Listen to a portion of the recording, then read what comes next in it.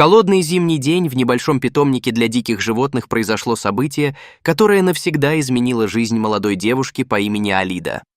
Снег медленно падал на крыши вольеров, когда в одном из них волчица принесла потомство — 5 крошечных волчат, среди которых была маленькая Кира. Первые 2 дня все шло хорошо, волчица заботливо ухаживала за своим потомством. На 3-й день что-то изменилось. Мать-волчица вдруг отвернулась от всех своих детенышей, оставив их без заботы и молока. Алида спешила на свое утреннее дежурство по заснеженной дорожке питомника. Звуки необычного писка из вольера с новорожденными волчатами заставили ее насторожиться. Заглянув внутрь, девушка увидела 5 дрожащих малышей, сбившихся в кучку в углу. Их мать лежала в противоположном углу, полностью игнорируя своих детенышей. Не теряя ни минуты, Алида связалась с ветеринаром питомника. 15 минут спустя они вместе осторожно извлекали замерзших волчат из вольера. Щенки были настолько ослаблены, что почти не двигались. Ветеринар быстро осмотрел каждого малыша, проверяя жизненные показатели. Самая маленькая волчица, которую позже назовут Кирой, едва дышала. День превратился в бесконечную борьбу за выживание. Алида помчалась в ближайший город за специальным молоком для щенков. По дороге она звонила в другие питомники, консультируясь об уходе за брошенными волчатами. В ветеринарной клинике удалось раздобыть 5 маленьких бутылочек со специальными сосками. Каждые 2 часа Алида кормила малышей из бутылочки, осторожно массируя их животики после кормления. День незаметно перетек в вечер, а вечер — в ночь. Директор питомника разрешил Алиде остаться на ночное дежурство. Девушка устроила себе временную постель рядом с импровизированным волчьим гнездом. Утром Алида позвонила домой, предупредив семью о своем длительном отсутствии. Ее 7-летний сын Марк упросил отца привести его в питомник. Когда мальчик увидел волчат, его глаза загорелись от восторга. Он сразу заметил Киру, самую маленькую и активную из 5. Недели шли за неделями, и волчата становились все крепче. Алида почти жила в питомнике, возвращаясь домой только чтобы побыть с сыном и переодеться. Кира отличалась от своих братьев и сестер тем, как тянулась к людям.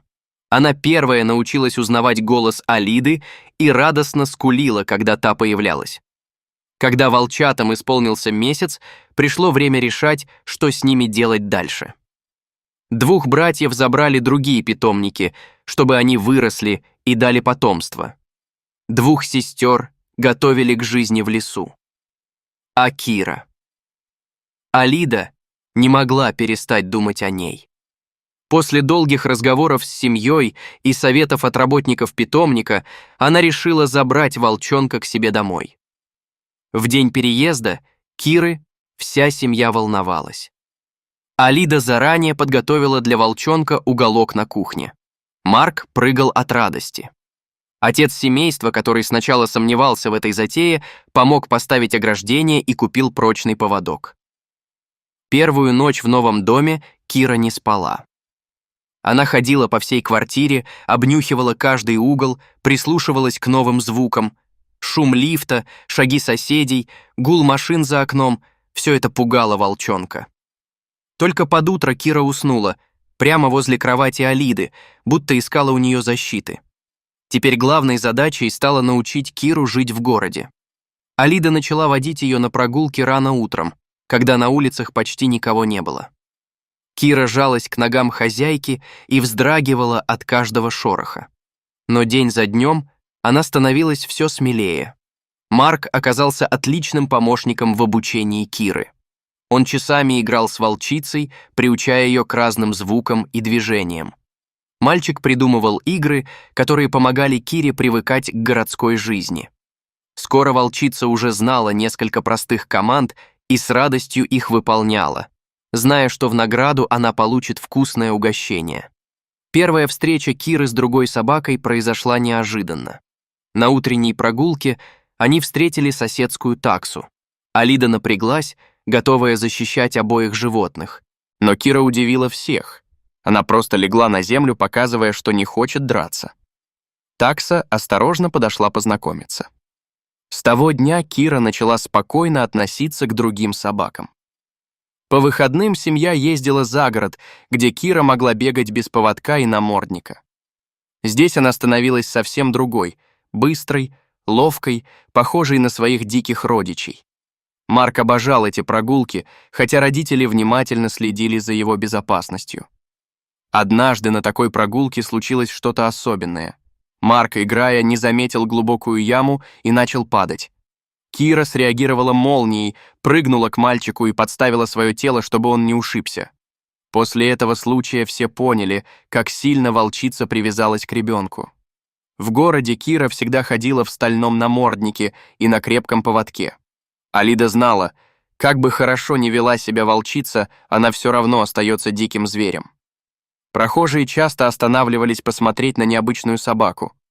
Многие просили разрешения сфотографироваться с Кирой. Волчица терпеливо стояла для фото, хотя было видно, что ей не очень нравится такое внимание. Особенно удивляло всех то, как Кира вела себя с детьми. Она словно понимала, что с ними нужно быть очень осторожной. Если видела, что ребенок боится, сама отходила в сторону.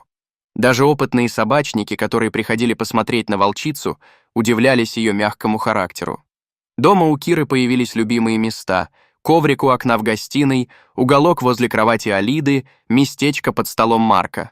Она никогда не запрыгивала на диваны и кресла, словно знала, это не для нее. По ночам часто обходила квартиру, проверяя, все ли в порядке. Первая зима Киры в новом доме принесла много радости. Ее шерсть стала гуще и красивее, глаза ярче. В парке она с наслаждением прыгала в сугробы, а за городом могла часами бегать по снежному полю. Казалось, холодная погода пробуждала в ней древнюю волчью силу. Весной в их районе открыли новый парк, и Алида решила водить туда Киру. Сначала они гуляли там недолго. Слишком много было людей и собак. Но постепенно волчица привыкла к шумному месту. В парке Кира нашла себе подругу, молодую хаски по кличке Лайра. Собаки сразу поладили, и теперь их хозяйки часто гуляли вместе. Летом семья решилась на смелый шаг — поехать на неделю за город. Они сняли маленький домик на краю леса, где почти не было других людей. Для Киры эти дни стали настоящим праздником. Она могла бегать по лесу, исследовать новые места, но всегда возвращалась, когда Алида ее звала. Ночью волчица охраняла дом, и семья чувствовала себя в полной безопасности. Однажды ночью Кира разбудила всех громким рычанием. Оказалось, к дому пришел медведь, привлеченный запахом еды. Но увидев волчицу, которая уверенно встала между ним и домом, медведь предпочел уйти. После этого случая все еще больше поверили в свою необычную защитницу. Время шло, и Кира все лучше понимала людей. Она выучила много команд, понимала жесты, чувствовала настроение каждого члена семьи.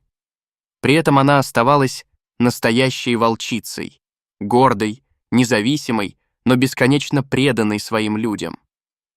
Марк, растущий рядом с Кирой, стал по-особенному понимать животных.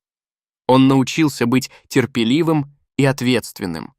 В школе он защищал всех бездомных собак, а его рассказы о сестре-волчице всегда вызывали интерес у одноклассников. Каждый день с Кирой приносил что-то новое. Она научилась открывать двери лапой, когда хотела выйти на балкон. Перед прогулкой сама приносила свой поводок. А когда кто-то в семье болел, не отходила от его кровати ни на шаг. В повседневной жизни Кира удивляла семью все новыми привычками. Она просыпалась за 5 минут до звонка будильника Алиды, словно чувствуя приближение утра. На кухне волчица никогда не выпрашивала еду, а терпеливо ждала, пока хозяйка наполнит ее миску. В ванной комнате появилась ее забавная особенность.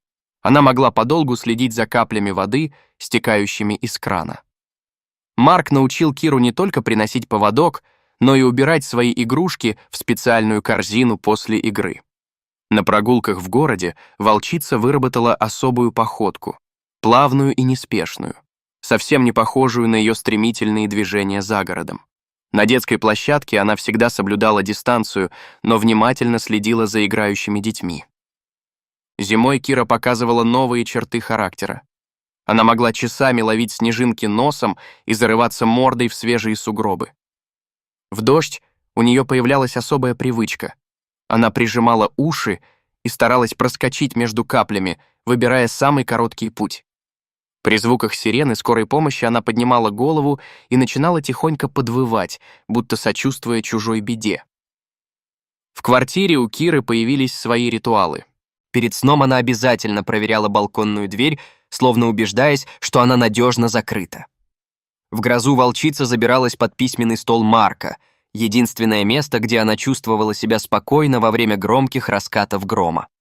Когда по телевизору показывали передачи о животных, она садилась прямо перед экраном и внимательно следила за происходящим. У Киры появился свой способ показывать привязанность. Она прижималась боком к ногам человека и слегка опиралась, словно говоря: «Я здесь, с тобой». На звонок в дверь она реагировала по-разному. К знакомым людям выходила навстречу, а при появлении чужих тихо уходила в другую комнату. Во время семейных праздников она всегда находилась в центре событий, но никогда не мешала и не пыталась привлечь к себе внимание. В дождливые дни Кира особенно любила лежать у окна и смотреть на улицу. Ее глаза следили за каждой каплей, за каждым листом, летящим по ветру. В такие моменты она казалась задумчивой, будто вспоминала что-то из своей волчьей природы. Алида часто думала о том дне в питомнике, когда впервые увидела маленькую волчицу. Тогда она не могла себе представить, как эта крошка изменит их жизнь. Кира стала не просто питомцем, она была настоящим членом семьи, верным другом, неутомимой защитницей. По вечерам вся семья собиралась в гостиной. Кира укладывалась на своем любимом коврике и внимательно слушала разговоры людей. Иногда она тихонько подходила то к одному, то к другому, словно проверяя, все ли в порядке. В холодные зимние ночи волчица часто просыпалась и обходила квартиру. Она останавливалась возле кровати каждого члена семьи, прислушивалась к их дыханию. Только убедившись, что все спокойно спят, она возвращалась на свое место. Многие до сих пор удивляются, как дикий зверь может жить в городской квартире. Некоторые пишут в интернете, что это смертельно опасно. Но Алида прекрасно знает, их Кира особенная. Она доказала, что любовь и забота могут быть сильнее природных инстинктов. Теперь, глядя на свою необычную семью, Алида понимает, иногда нужно довериться своему сердцу. Кира не просто выжила благодаря заботе людей, она научила их чему-то важному. В каждом живом существе есть удивительная способность любить и быть верным. Нужно только дать ему этот шанс.